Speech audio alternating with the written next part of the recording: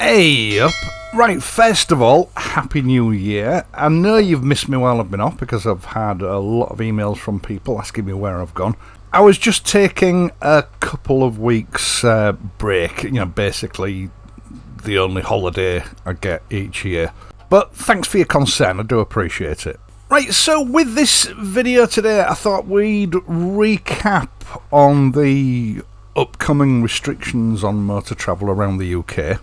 There was actually a little snippet of news that appeared just before Christmas via MSN relating to the Irish Republic, which is going to concern every road user in the UK. My gut reaction at the time was to get a video up about it quickly, but A, we were waiting for a parliamentary vote to see what the decision was going to be on it, and B, it was the run-up to Christmas and I didn't really want to put a downer on things for everybody. So I decided to wait until the new year. Now, the result of the vote still hasn't been published, presumably due to the government holidays that they have over the Christmas and New Year period. They've probably not had time to do it. They're like school teachers, they have about 12 weeks holiday a year.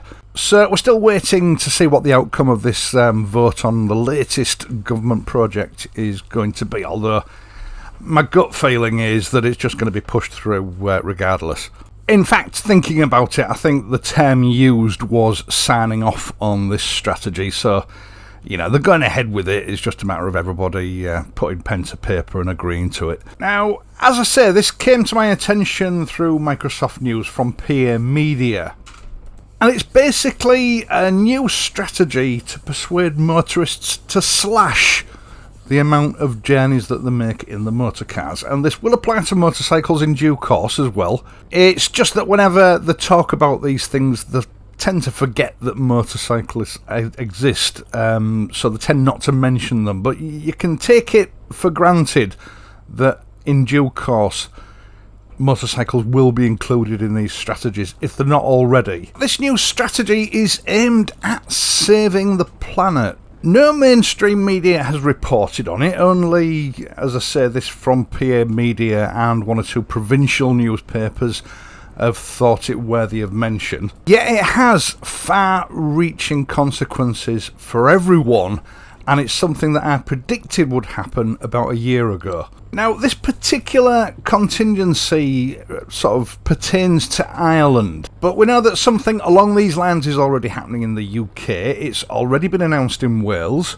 slashing speed limits so that journeys take longer, removing car parking facilities to discourage people from going anywhere, raising car park charges where car parking does exist, and of course expanding congestion charge zones to make it financially impossible for people to get around. Now, okay, I know this is Ireland, but as I've already said, they've done something very similar in Wales. The Scottish Parliament is pushing very hard to bring in something similar in Scotland, and it won't be long before Westminster implements something similar here in England. In fact, some backbenchers were calling just the other day for speed limits to be dropped in England and for a ban on car driving on Sundays. And as one of the government ministers for Ireland made it quite clear, this is not just a strategy for Ireland, this is the target for the whole of the EU. Now, the elephant in the room here, of course, is the electric vehicles. Here in the UK, the sale of internal combustion engine cars and vans is going to be banned from 2030. And for motorcycles with a cubic capacity of 125 cc's or less, just 7 years from now. In Ireland and the European Union, those figures are set at 2035, although I have a feeling they'll be brought forward, with other Western governments planning very similar strategies in very similar timescales. Now, we were told that electric vehicles are necessary if we're going to save the planet from going up in a fiery ball sometime in the next 40 or 50 years. The electric vehicle is going to be the replacement for the internal combustion engine vehicles. So why are all these additional restrictions necessary in order to save the planet? I mean, the general motoring public have already had to swallow a lot of compromises in order to take on electric vehicles. You've only got to look at what's happened over Christmas here in the UK to see that. These vehicles are quite short range. They take a long time to charge. Public chargers are few and far between, with reports of electric car owners having to queue for hours on end in order to get access to a charger over the Christmas period. People even coming to blows with each other in arguments over who's next to use the charger. All of this, of course, exacerbated by the fact that battery-powered vehicles don't function very well in very cold weather, so the frequency and urgency for charging your car, even if you haven't travelled very far in it, becomes more acute in cold weather. Governments have routinely sort of told us that this technology is better than it actually is, and it's going to improve substantially, yet if you research it, battery technology is actually pretty much at its limit, with only a very small margin for improvement still available. As I heard one scientist recently proclaim, battery architecture is governed by physics, and as far as batteries are concerned, the physics have reached its limit. Even an improvement long term of 10% is extremely unlikely. Even the CEO of Toyota Motor Company recently expressed his exasperation over Western governments' preoccupation with using battery-powered vehicles as being the only way forward, when in his opinion it's the least likely to succeed, with other forms of powering vehicle, for example hydrogen, being a much more realistic proposition for the future. In fact, I think Toyota recently had a bit of a breakthrough with the technology on that, but the governments don't want to know, even though the uptake on electric vehicles is slowing down. The financial incentives for running an electric vehicle are rapidly diminishing with the rise in the cost of energy, and as I've said, the lack of public chargers. In fact, last year I read a report by the electric vehicle industry, who stated that in 2022 there were actually less public chargers working and available than in 2021. Now, by the sound of it, this was mainly due to lack of maintenance on behalf of the companies that installed them, and the disparity between the 2 years was only sort of double figures. But it does demonstrate that last year there was some stagnation in the electric vehicle industry. There are also fewer models under £30,000 available to, the car buying public than there were in 2019. Apparently in 2019 there were 11 models available on the market in the UK under £30,000. That's now dropped to only 3 models. And a more recent poll I read only yesterday, I'll see if I can find a link to it and leave it in the video description, suggests that second-hand values of electric vehicles, especially Teslas, are plummeting. In fact, for the first time ever over the last few months, Tesla is having to heavily discount new vehicles to move them, which of course has a knock-on effect on residual values. And as Teslas are sort of considered the benchmark electric vehicle, that also affects the second-hand values of other manufacturers' second-hand vehicles. On the whole, it looks like the whole electric vehicle industry is starting to stall. Yet our governments are still pushing forward that this is what we've got to have in the future. An expensive, overpriced technology that is impractical and inconvenient, depreciates in value quickly, and there is now mounting evidence that they are potentially far more hazardous to the ecology of this planet than the vehicles that they're replacing, the internal combustion engine. Now, over the last 6 months, you've seen more and more channels reporting on the absurdity of electric vehicles, proclaiming our governments to be stupid for not seeing the writing on the wall. They're pushing us down this ridiculous rabbit hole that simply isn't going to work, and requesting some common sense from our lawmakers. But personally, I think everybody is looking at this question of electric vehicles from totally the wrong angle. I've carefully alluded to it in other videos over the last 18 months, and many of you might consider it to be a conspiracy theory, but for me the evidence is mounting that in actual fact it may be fact.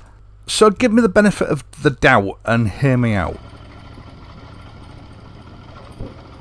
Now, whenever I make this sort of video, especially about the question of electric vehicles and their shortcomings, I always get comments from people in the US and Canada and Australia laughing at us unfortunate Brits with, for having to put up with this ridiculous electric vehicle agenda, and then proclaiming to me that this obviously is never going to happen in the US or Canada or Australia because the distances that people have to travel are so vast compared to the UK. We only live in a little country and it's inconvenient but manageable for us, but in their country, in the former colonies, this is never going to work. The government will never mandate it because it's just totally impractical. Well, let me tell you something. You actually need to worry about this more than us Brits do.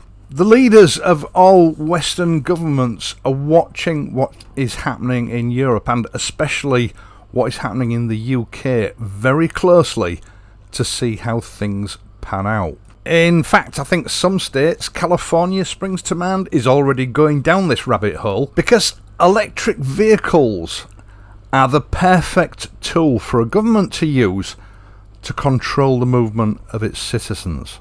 These vehicles, by their very nature, inherently restrict movement because of the lack of range and the problems associated with, refueling or charging them. They force the owner to make fewer journeys and not travel as far as they might usually travel.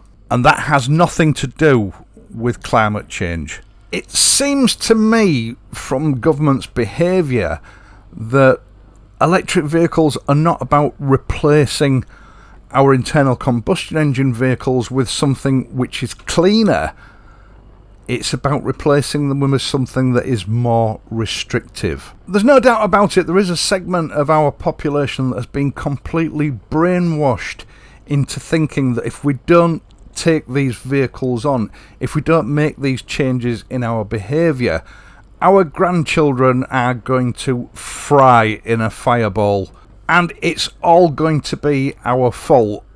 Yet the science that predicts climate change over the next 100 years only predicts an increase of about 3 degrees. And that's the extreme worst case scenario, by the way.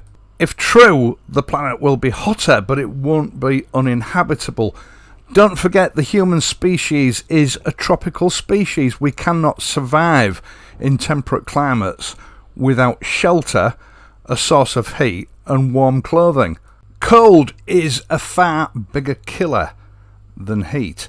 And best estimates for all the countries that have signed up for net zero, if they achieve their net zero target by 2050, it's going to alleviate that by about 1/10 of a degree at best. So it seems to me that our best bet as supposedly intelligent human race would be to make preparations to adapt to those climate changes rather than ruin ourselves trying to achieve the impossible. I mean, all this thing with electric vehicles and movement restrictions is like trying to bail out the Titanic in the last 10 minutes of its sinking with a thimble that's got a hole in it. And if these vehicles are zero emissions, why do they have to restrict our movement?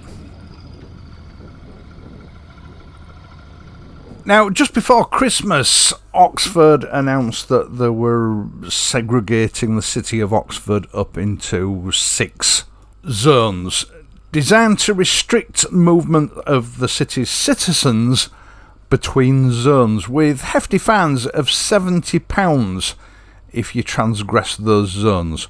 Effectively, a partial movement lockdown of its citizens. Canterbury has announced a very similar strategy, and I think what we're going to see over the next 2 or 3 years is a domino effect where various other cities will follow in line. And those restrictions apply whether you're driving an electric vehicle or an internal combustion engine vehicle. The City of London has, at the beginning of this year, extended its ULEZ zones to the Greater London area. Other cities are following suit. That won't be the end of it. They will continue to extend the areas that those zones cover. And in due course, they will change those zones to congestion zones, so even electric vehicles won't be allowed to travel through them without incurring an additional charge. It's already starting to happen, and it will be a tax on how far you're allowed to move. The Welsh Government have already implemented this in places. And from the beginning of this year, all new car chargers fitted into residential properties now have to be smart chargers, and they have to be metered separately from the domestic supply. So that people charging the cars up at home that currently enjoy a low price charging will have to pay a different rate for electricity expended for travel. But a little more sinister than that, these smart chargers also have the ability to interrupt the charge. Now, the government say this is because, during times of high demand when the national grid is under pressure, it can stop charging your car to prioritise where that electricity is diverted to, so that people don't go without electricity to keep the lights on or keep the heating systems running or whatever. So in essence, the ultimate decision as to whether you can charge your car at home or not comes down to the national grid, who I'm sure will have some input from the government. Telemetry boxes have to be fitted to all new vehicles from next year, with the ability to self-report. So, if your direct debit failed for your car tax, or you have some congestion charge infractions outstanding that you haven't paid, you might not be able to charge your car up. And even if you've been a good boy or girl, everything's up to date and there's enough electricity to go around to charge your car, you're still going to find that you can't travel very far on a charge, so you probably won't bother, because you really don't want to be stuck in a queue for 3 hours waiting for a charger to become available. And that's if your income will allow you to buy one of these cars in the first place. When you look at electric vehicles in this context, they are not a replacement for the internal combustion engine designed to save the planet.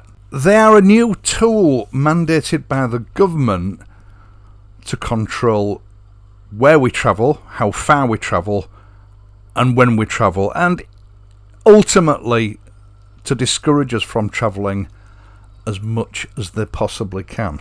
And that's before you even consider the latest reports that are starting to surface now of electric car owners having to wait in a supermarket car park or a motorway service car park in excess of 2 or 3 hours waiting for a charger to become available, and the management company fining them £100 for going past the 2 or 3 hour free waiting time. Now, people keep telling me in the comments section that I've got a downer on electric cars because I don't like change. I don't like that kind of change, no. But you guys that live in the former colonies don't think you're safe from this just because of the huge size of your countries. Electric cars, in my personal opinion, are not about controlling climate change, they're about controlling the drivers. The Department for Transport here in the UK have made it quite clear that they don't want people owning vehicles anymore, and I think this is just one of the tools in their toolbox that they're going to use to make sure that happens. Once again, thank you so much for watching this video and my other videos. I really do appreciate it. It's good to be back. I doubt many people have enjoyed this video, but you know, leave a like. If you're not a subscriber, subscribe to the channel. And if you do subscribe, make sure that you hit the notification bell and ensure that your notifications are enabled. That way you'll be informed whenever I upload a new video. I will of course be back on Friday, so until then, please ride safely if you are riding in this horrific weather that we're having at the moment, and I'll see you soon.